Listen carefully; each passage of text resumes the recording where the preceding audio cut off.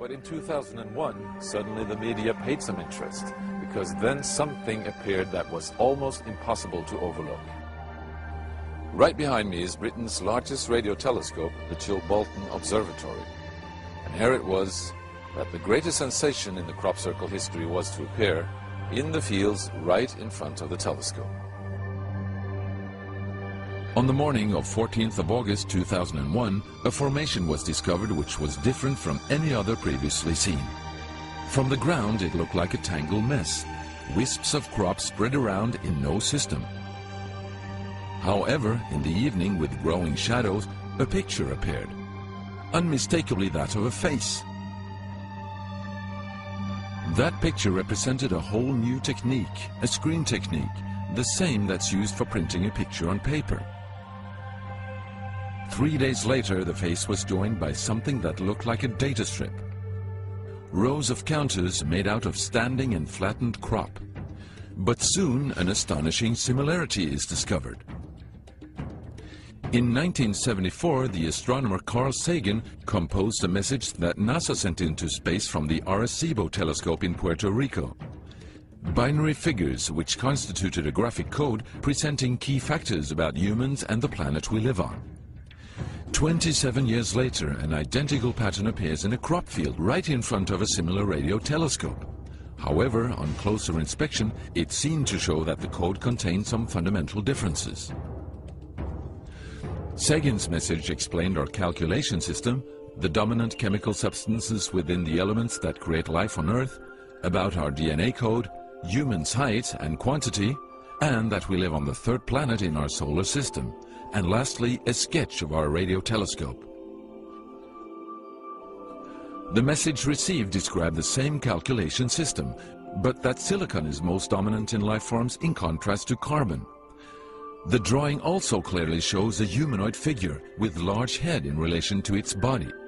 It's also explained that they have an extra string in their DNA, are approximately 4 feet tall, inhabit the third, fourth and fifth planets in their solar system, and have a population of around 21.3 billion.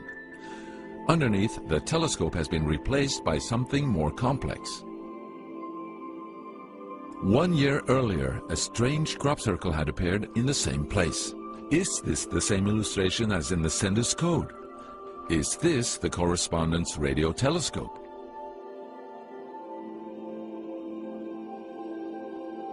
If this is not an extremely clever and well-calculated joke conducted by humans, is it a serious response from an alien civilization?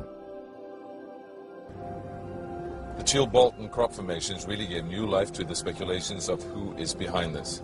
Is it aliens? Where do they come from?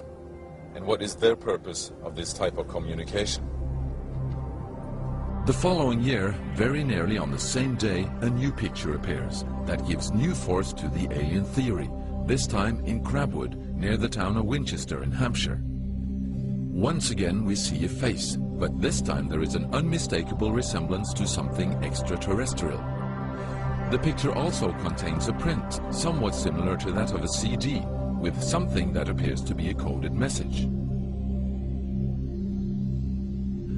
This formation also has a new type of design, this time with horizontal line patterns of variable thickness, similar to that of a TV picture.